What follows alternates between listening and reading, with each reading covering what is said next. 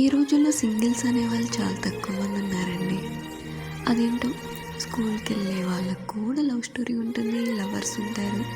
కానీ ప్రేమ గురించి చెప్పమని అడిగితే మాత్రం కొందరేమో లవ్ ఈజ్ బ్లైండ్ అంటే, మరి కొందరు నిజమైన ప్రేమ అనేది ఈ రోజుల్లో లేదు అంటారు. కానీ అందరూ ప్రేమలో ఉంటారు. ప్రేమని ప్రేమగా అర్థం చేసుకోవడం మానేసి వాళ్ళ వాళ్ళ అవసరాల కోసం ప్రేమ అనే పదాన్ని వాడుకుంటూ లవ్ ఈజ్ బ్లైండ్ అంటే ఎలా? ప్రేమ గుడ్డిది కాదండి.